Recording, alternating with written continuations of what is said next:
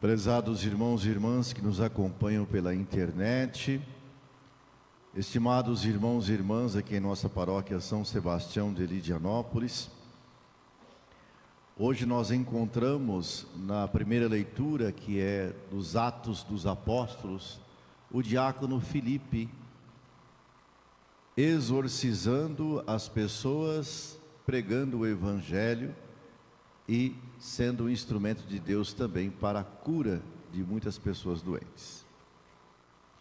No começo da igreja foi assim. Os diáconos, eles tinham também a função de exorcista. E depois a igreja foi se sistematizando, organizando melhor as funções do diácono, dos padres e dos bispos. E nós encontramos aqui então ele expulsando demônios que saíam aos gritos das pessoas, esses demônios. Pessoas realmente possessas.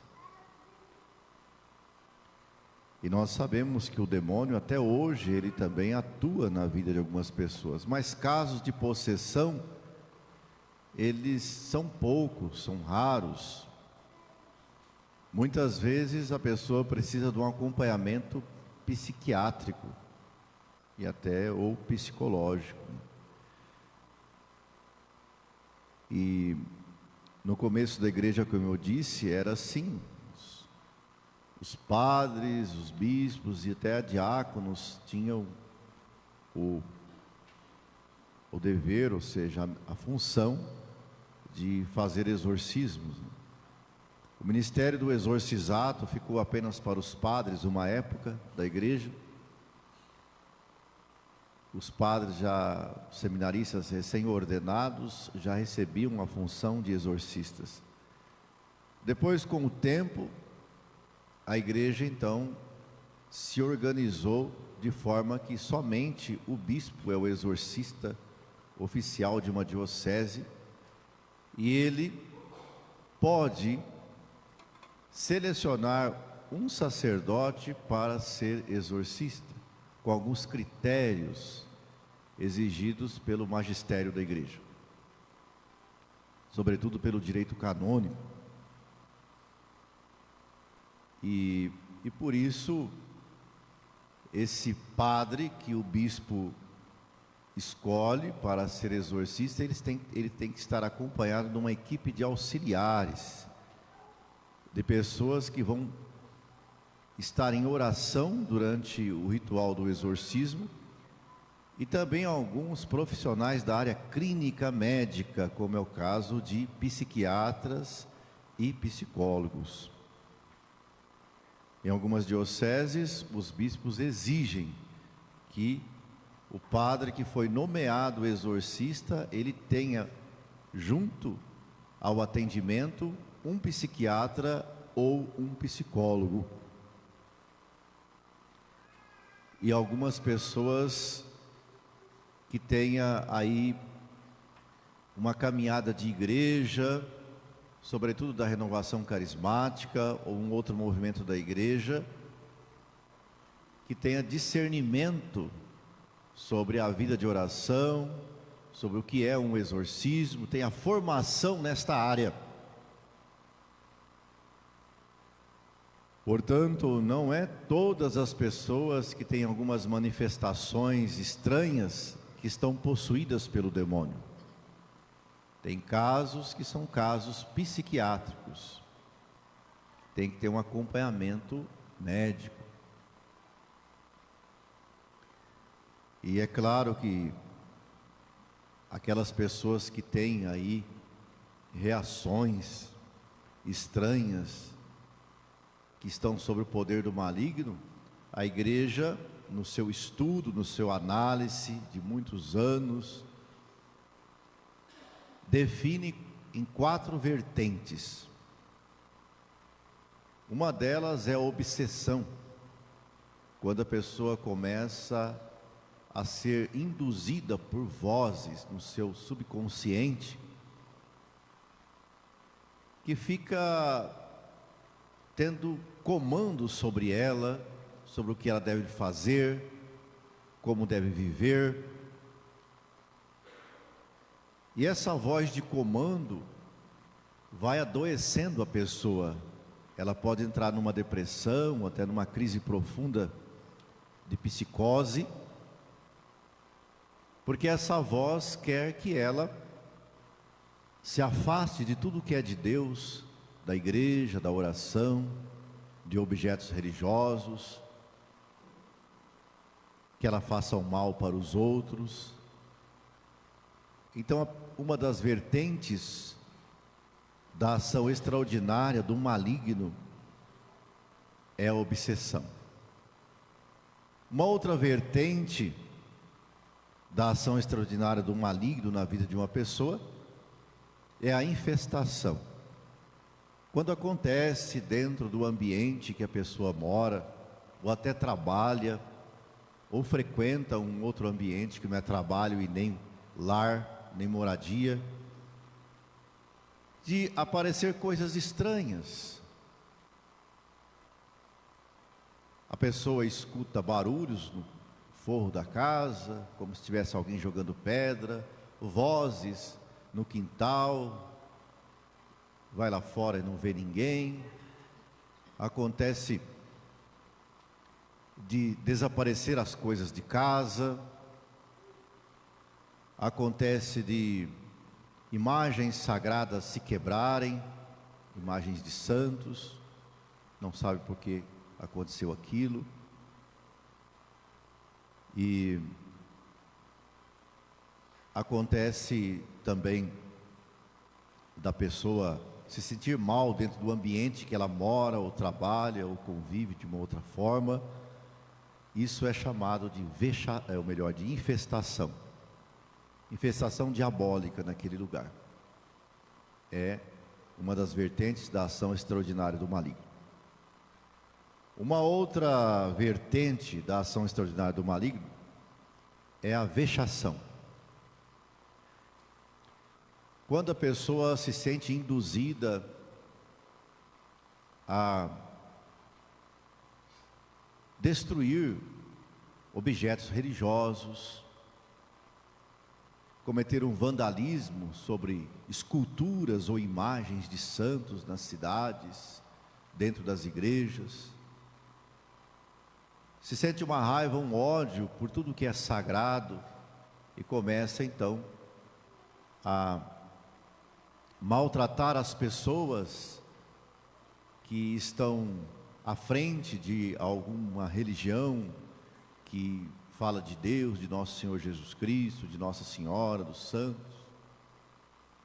Pessoas que não suportam o que é religioso na vida delas, se sentem mal, e até mesmo começam a aceitar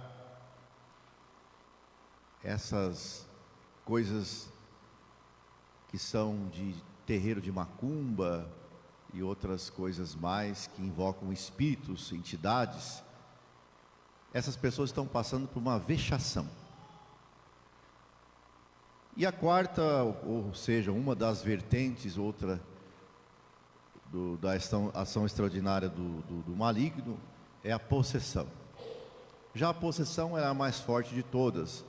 É onde o maligno toma conta do corpo da pessoa.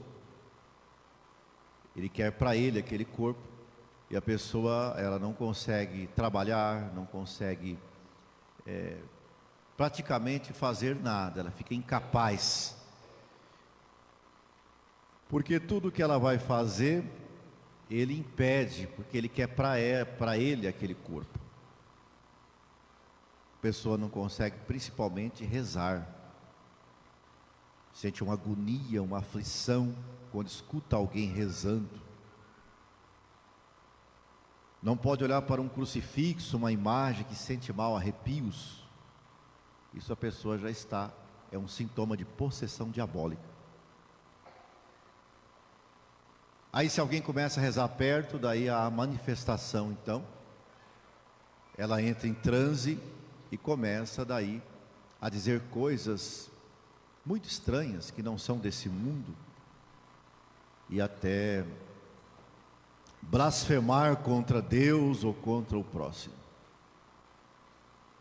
E dependendo da situação, é necessário que pessoas segurem, mobilizem a pessoa, porque ela quer aí agredir fisicamente as outras. Então isso é chamado possessão. São alguns sintomas que eu apresento aqui, de uma das vertentes da ação extraordinária do maligno.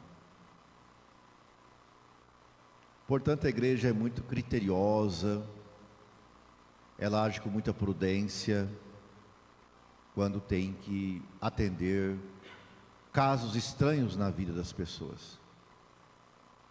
Mas aqui na primeira leitura, que é os Atos dos Apóstolos, como existia muito paganismo naquela região, principalmente a Samaria, Filipe desce até a Samaria, e o demônio, ele sabe quem é a autoridade de nosso Senhor Jesus Cristo. E por isso ele começa a se estremecer, a se manifestar diante de Filipe. E Filipe então expulsa das pessoas o demônio.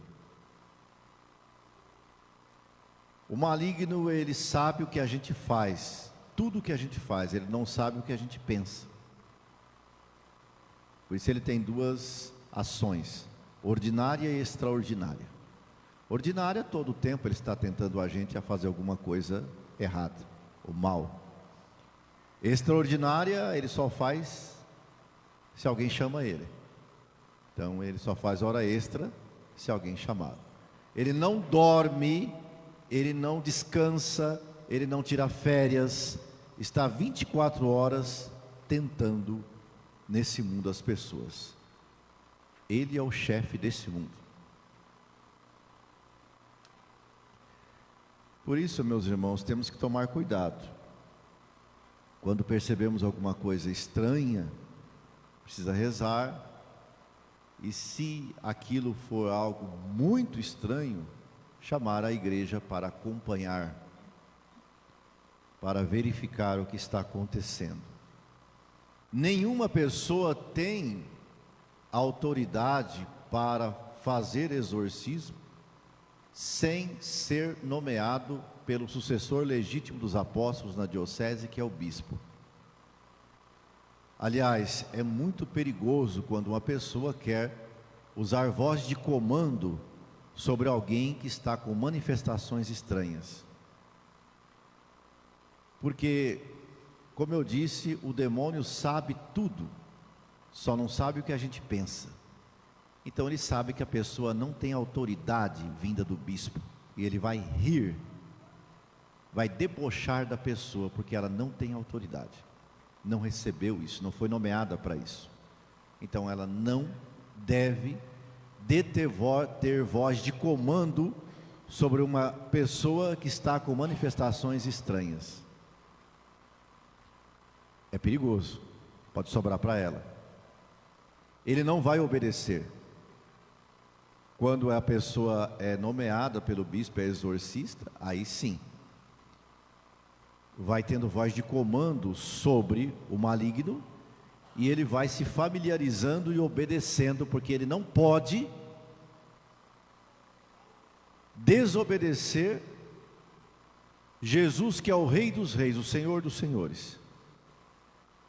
Com o tempo ele tem que dizer por que ele está ali, quem colocou ele ali, quantos eles são, na medida que o sacerdote exorcista vai se apresentando, que ele está ali em nome da igreja, da autoridade do sucessor dos apóstolos, que é o senhor bispo.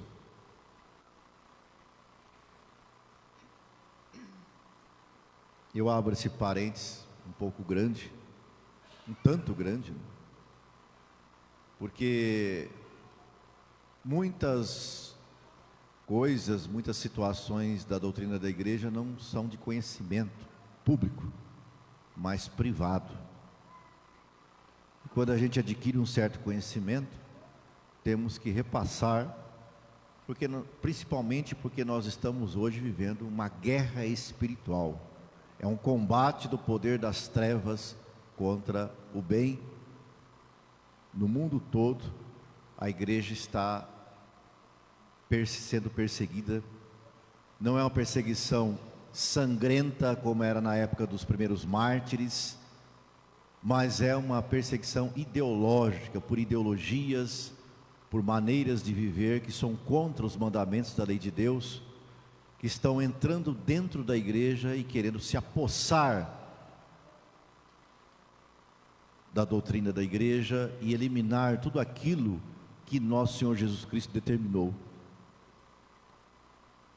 E por isso, meus irmãos e minhas irmãs, quando vocês veem coisas estranhas, e alguns falam assim: nossa, parece o fim do mundo, deve ser o fim do mundo mesmo, essas coisas acontecendo hoje, na família, no trabalho, muitas coisas.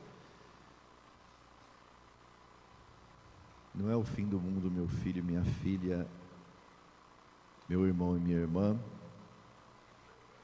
É a ação, algumas vezes ordinária, do demônio, e outras vezes extraordinária, que está em alta nesta época.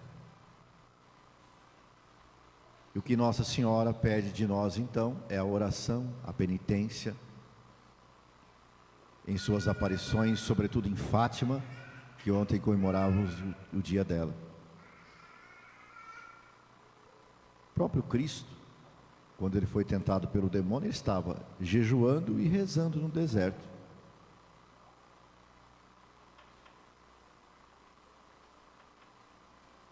Depois, São Pedro, na carta que ele escreve, melhor, antes de chegar a São Pedro, na segunda leitura de hoje, Filipe, ele batiza as pessoas, ele é diácono, é o Filipe diácono, não é o apóstolo aqui, é o diácono.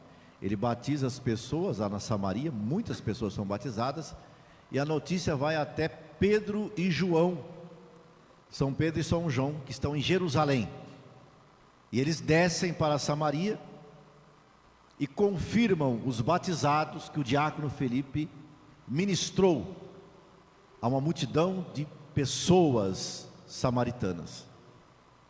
Aqui então é o sacramento da confirmação. Pedro e João são bispos, porque eles são os apóstolos de Nosso Senhor, que Nosso Senhor escolheu. Após o batismo realizado pelo diácono Filipe, Pedro impõe as mãos sobre as pessoas, João também, e elas recebem o Espírito Santo. Ah, mas então quer dizer que não tinham recebido quando foi batizado? Sim, mas agora elas são confirmadas. É assim que a igreja começou. Por isso que tem a crisma hoje, que o bispo vem, depois da pessoa já adolescente, receber a crisma, o óleo que o bispo unge. O bispo vem confirmar aquilo que aquela pessoa recebeu enquanto criança, que não sabia nem falar ainda. Os pais foram os lábios da criança, os padrinhos, em educar na fé. E já adulto, já melhor adolescente, 14, 15 anos, aí o bispo unge, confirmando o Espírito Santo na vida da pessoa, para ela ser missionária, discípulo de Jesus, falar de Jesus ao mundo como testemunho da própria vida e também das palavras. Por isso que nós somos a igreja apostólica, é preciso essa confirmação.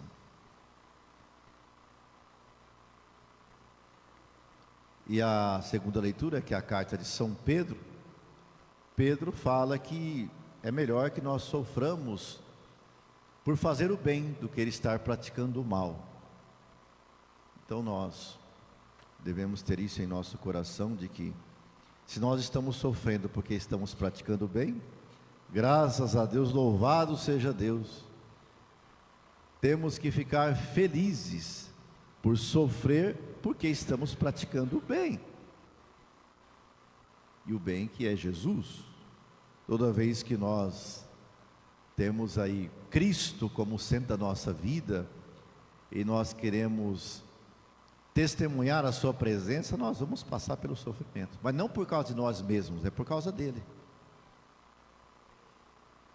Então não desanime quando você não é compreendido, porque segue Jesus, porque quer rezar, quer dar testemunho da palavra dele, não aceita aquilo que é contra o Evangelho, os mandamentos, não desanime. Se você está passando por alguma situação assim, está ficando desanimado, ergue a cabeça, vá em frente e se alegre, porque você está passando por isso por causa de Jesus. Faça como Paulo e Silas na cadeia, que cantavam hinos, à meia-noite, presos, acorrentados numa cadeia imunda. E os presos ficaram todos admirados. Como é que esses dois homens vão ficar cantando no lugar imundo desse, preso? Mas eles estavam cantando hinos à meia-noite, porque estavam sofrendo, não é por causa de qualquer coisa, por causa de Jesus Cristo, de ter levado a palavra dele. E hoje então, no Evangelho, Nosso Senhor fala: quem me ama, guarda os meus mandamentos. Então, qual que é o termômetro de nós reconhecermos se alguém ama a Jesus, ou se nós amamos Jesus? Se estamos guardando os mandamentos dele. Se a gente não guarda o mandamento, é porque não ama ele.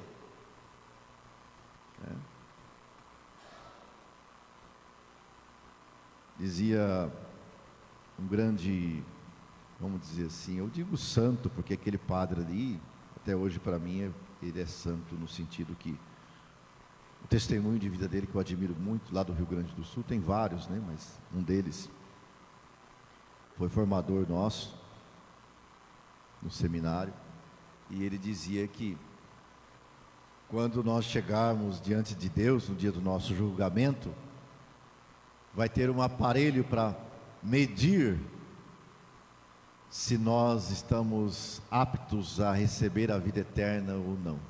E esse aparelho será chamado de amorímetro. Ele dizia, tem o termômetro que mede a temperatura, né?